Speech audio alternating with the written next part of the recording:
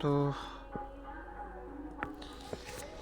Question हम देख लेते, प्रकाश संश्लेषण की क्रिया, प्रकाश संश्लेषण क्रिया किस में होती है? न्यूक्लियस में होती है, माइक्रोकॉन्ड्रिया में होती है, याद रखिएगा ये होती है क्लोरोप्लास्ट में होती है। आगे देख लेते हैं, प्रकाश संश्लेषण का अंतिम उत्पाद क्या होता है? प्रकाश संश्लेषण का अंतिम उत्पादक, तो प्रकाश संश्लेषण का अंतिम O2 होता है। O2 ऑक्सीजन होता है। क्या होता है? ऑक्सीजन होता है। अंतिम उत्पाद ऑक्सीजन होता है। आगे देख लेते हैं क्वेश्चन को हम लोग, प्रकाश संश्लेषण का क्रिया कब होती है? मतलब कब होती है? तो केवल दिन में होती है, केवल दिन में। प्रकाश संश्लेषण क्रिया कब होती है? केवल दिन में। प्रकाश संश्लेषण के लिए कौन सी गैस आवश्यक है? प्रकाश संश्लेषण के लिए कौन सी गैस आवश्यक है? तो आपको बता दें प्रकाश संश्लेषण के लिए कौन सी गैस उपयुक्त है, तो उसके लिए कार्बन डाइऑक्साइड उपयुक्त है। याद रखिए option number D, carbon dioxide. प्रकाश संश्लेषण के लिए कार्बन डाइऑक्साइड। आगे देख लेते हैं हम लोग, एक सेकेंड कर है कि निम्नलिखित में कौन सी प्रक्रिया कार्बन डाइऑक्साइड का वातावरण से हटाती है? कौन सी प्रक्रिया कार्बन डाइऑक्साइड की वातावरण को हटाती है? वातावरण को हटाती है। तो इसका प्रकाश संश्लेषण की क्रिया वातावरण को हटाती है। प्रकाश संश्लेषण क्रिया, इसको याद रखना है। आगे देख लेते हैं, प्रकाश संश्लेषण की समय निकलने वाली गैस का क्या नाम है? प्रकाश संश्लेषण की समय निकलने वाली गैस का क्या नाम है? तो वो होती है ऑक्सीजन। क्या होती है? ऑक्सीजन। याद रखिएगा ऑक्सीजन। सभी क्वेश्चंस पूछे हुए हैं, टॉप मोस्ट इम्पॉर्टेंट क्वेश्चंस हैं।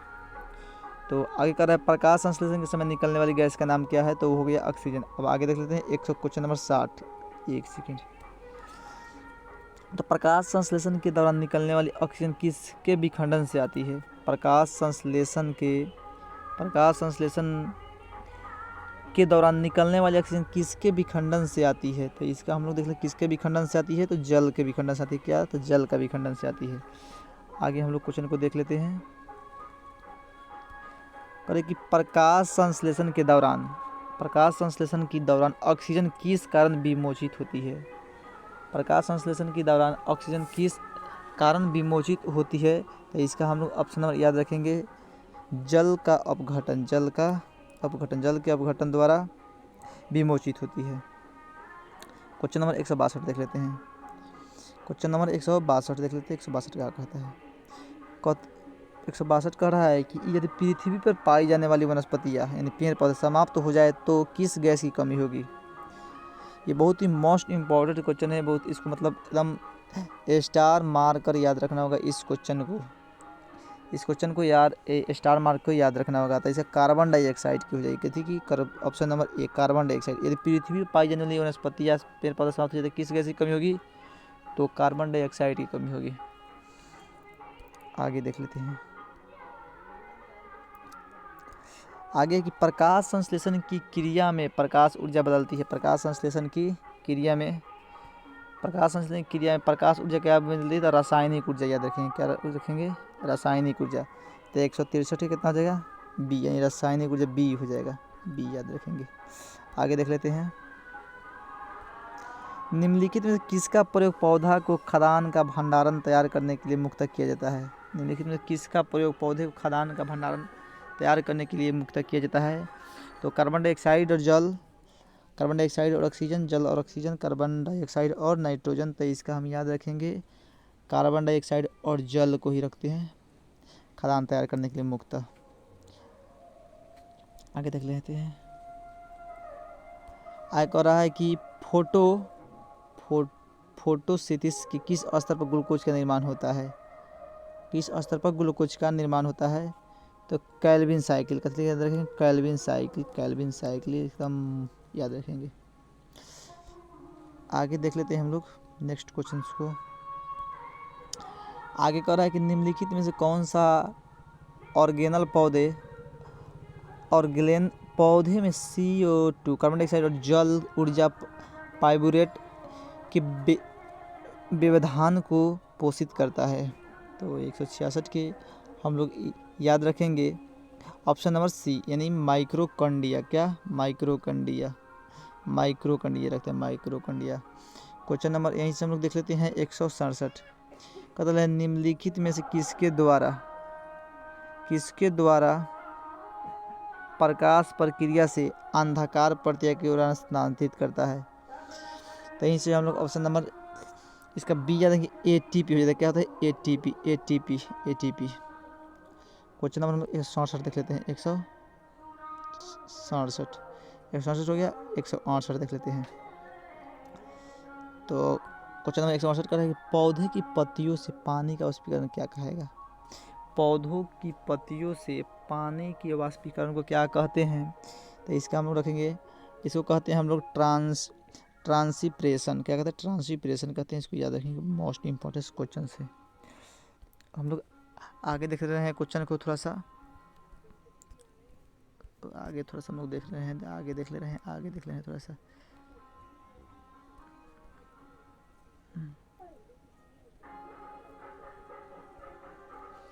आगे देख लेते हैं। क्योंकि पौधे को शिथिल होना डैश की वजह से होता है। पौधों का शिथिल होना डैश की वजह से होता है। तो किसके वजह से होता है? प्रकाश संश्लेषण, वाष्प उत्सर्जन, अवशोषण, श्वसन। तो इसके लिए हम लोग वाष्प उत्सर्जन होता है। वाष्प उत्सर्जन याद रखेंगे, वाष्प उत्सर्जन। पौधों के शिथिल होना यानी वाष्प उत्सर्जन। यहीं से एक और क्वेश्चन है, वाष्प उत्सर्जन के लिए पौधे की किन निम्नलिखित संरचनाओं में कौन सा जिम्मेदार होता है? पौधे के निम्नलिखित संरचना में कौन सा जिम्मेदार होता है? तो यहाँ तो रंध्र जिम्मेदार होता है। क्या होता है? जिम्मेदार होता है रंध्र। आगे देख लेते हैं। करेक्ट, निम्नलिखित में किस एक शरीर की क्रियात्मक प्रक्रिया से पादप से अतिरिक्त जल बूंद के रूप में निकलता है? तो यहीं से हम लोग इसको देख लेंगे, बिंदुसरा। इसका ऑप्शन नंबर किधर हो जाएगा? बिंदुसरा, बी हो जाएगा। आगे हम लोग देख लेते हैं, निम्नलिखित में से किस अवयवी श्वसन कहा जाता है? निम्नलिखित में किसे अवयवी श्वसन कहा जाता है? किसे अवयवी श्वसन कहा जाता है? तो ऑक्सीजन के बिना श्वसन को कहते हैं। एक सेकंड कहते हैं ऑक्सीजन के बिना, नहीं, ऑप्शन नंबर ऑक्सीजन के बिना श्वसन। आगे देख लेते हैं, ऑक्सीजन के बिना श्वसन ऑप्शन नंबर ए हो जाएगा। ऑप्शन नंबर ए हो जाएगा। यहीं से हम लोग क्वेश्चन देख लेते हैं कि पौधे के लिए प्राथमिक पोषक तत्व के रूप में ज्ञात तत्व कौन सी है? तो पौधे के रूप में कौन सी ज्ञात प्रथम तत्व होती है? तो नाइट्रोजन, फास्फोरस और पोटेशियम। नाइट्रोजन N याद रखेंगे, P याद रखेंगे और K याद रखेंगे, NH+ याद रखेंगे। इसके लिए होता है। आगे देख लेते हैं हम लोग। आगे देख लेते हैं कि निम्नलिखित में से कौन सा तत्व पौधे विकास के लिए आवश्यक नहीं है? किस तत्व उसके लिए पौधे के विकास के लिए आवश्यक नहीं है? तो यहीं से हम लोग इसको ऑप्शन नंबर को देख लेते हैं। तो यहाँ सोडियम पौधे के विकास के लिए कोई उपयोगित नहीं है। इसका द्वारा पौधा उपयोग अपना विकासशील कर सकता है, विकास हो सकता है पौधे का, इसके बिना भी इसका कोई उपयोगी नहीं है वहाँ पे। यहीं से आगे हम देख लेते हैं हम लोग,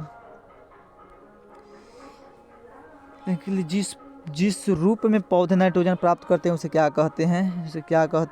जिस रूप में पौधे नाइट्रोजन प्राप्त करते हैं वह क्या होता है? तो यहीं से ऑप्शन नंबर याद रखिएगा, नाइट्रेट के रूप में पौधा नाइट्रोजन को प्राप्त करता है, नाइट्रोजन के रूप में। आगे देख लेते हैं यहीं से 176 नंबर क्वेश्चन के, निम्नलिखित में से कौन सी फसल मृदा को नाइट्रोजन से भरपूर कर देता है? पूछा निम्नलिखित में कौन सी फसल मृदा को नाइट्रोजन से भरपूर कर देती है? तो इसको याद रखिएगा, बहुत ही मोस्ट इम्पोर्टेंट क्वेश्चन है। जो मटर के पौधा होता है वो कर देता है। यहीं से एकदम याद रखना है इसको। आगे देख लेते हैं कि कौन से पौधा में नाइट्रोजन अस्थायीकरण की क्षमता होती है? कौन सा पौधे में नाइट्रोजन अस्थायीकरण की क्षमता होती है? तो इसको याद रखिएगा, चना एवं अन्य दलहन की पौधा में। ऑप्शन नंबर सी याद रखिए, सी।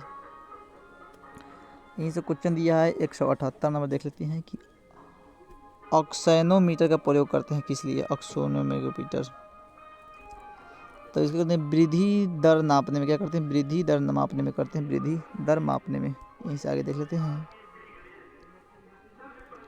कि निम्नलिखित में कौन सा पादप हार्मोन नहीं है। तो साइटोकाइनिन है, पादप हार्मोन। एथिलीन है, एथिलीन एकमात्र गैस अवस्था में पाया जाता है। जिबरेलिन से इंसुलिन नहीं, एक हार्मोन है, जंतु हार्मोन है। तो यहीं से ऑप्शन नंबर हम लोग याद रखेंगे सी। आगे देख लेते हैं हम लोग यहीं से 180 नंबर क्वेश्चन को।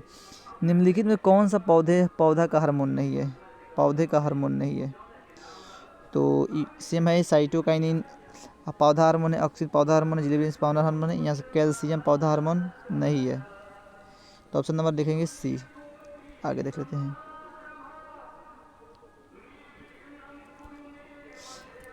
कह कि निम्नलिखित में कौन सा एक रसायन सामान्य किसानों द्वारा खरपतवार को नष्ट करने के लिए प्रयुक्त होता है। जो घास ओस हो जाते हैं खेत में, उसके लिए किस रसायन का किसान प्रयोग करते हैं। तो इसका आप लोग ऑप्शन नंबर इसका हो जाएगा डी, 2HD। ऑप्शन नंबर इसका ऑप्शन डी। CDS 2010 में पूछा हुआ क्वेश्चन से, एकदम मोस्ट इंपॉर्टेंट क्वेश्चन है। अब लिखा है बौने पौधे किसके अनुप्रयोग में लंबा किया जा सकता है। मैंने बौने पौधे किसके अनुप्रयोग से लंबा किया जा सकता है, किस हार्मोन के कारण उसे लंबा किया जा सकता है। तो इसके लिए साइटोकाइनिन, क्या होता है, साइटोकाइनिन, याद रखेंगे इसे, साइटोकाइनिन याद रखना है, साइटोकाइनिन। आगे देख लेते हैं, एक सेकेंड थोड़ा सा।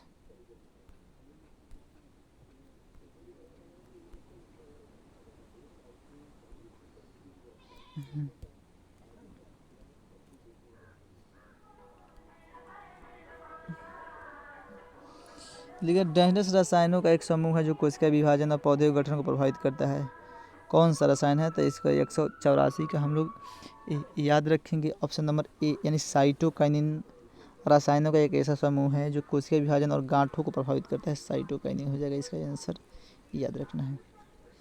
185 नंबर क्वेश्चन कर रहा है, निम्नलिखित में कौन सा एक प्रकृति फल पकाने वाला हार्मोन है। तो याद रखेंगे ये है, कौन सा है, प्रकृति फल पकाने वाला हार्मोन। तो इसको हम लोग रखेंगे एथिलीन। एथिलीन क्या है, पकाने वाला है। यहीं से हम लोग आगे देख लेते हैं।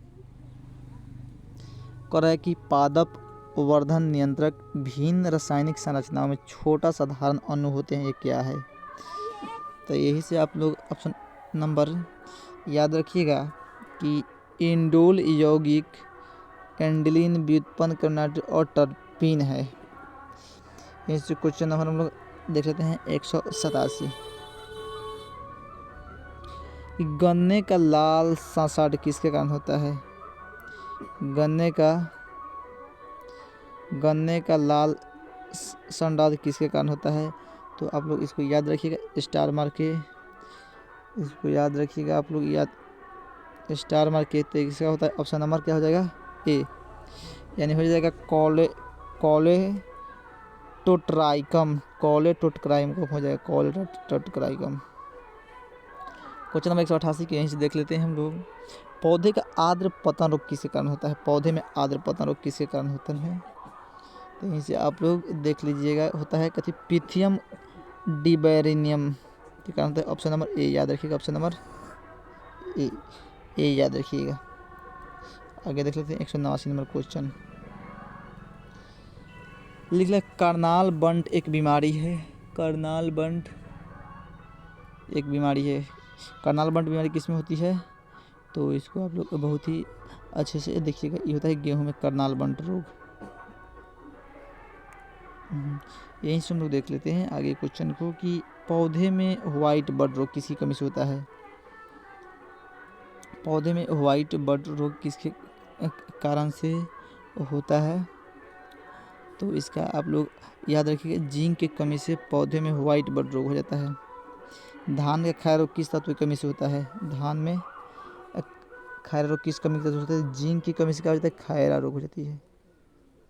जिंक की कमी से खैरा रोग। आगे देख लेते हैं क्वेश्चन को 192। निम्नलिखित में से कौन सी जीवाणु पौधे में कीट कीटपीटिका रोग होता है? किस जीवाणु के कारण पौधे में कीटपीटिका रोग होता है? कीटपीटिका, तो कीटपीटिका रोग किसके कारण होता है? तो आप लोग इसको बहुत ही ध्यान से याद रखिएगा। होता है एग्रोबैक्टीरियम ट्यूम्फ एशियांस के कारण होता है, यानी ऑप्शन नंबर सी हो जाएगा। ऑप्शन नंबर सी हो जाएगा। आगे हम लोग देख सकते हैं, कौरा के निम्नलिखित में कौन सा सही सुमेलित नहीं है?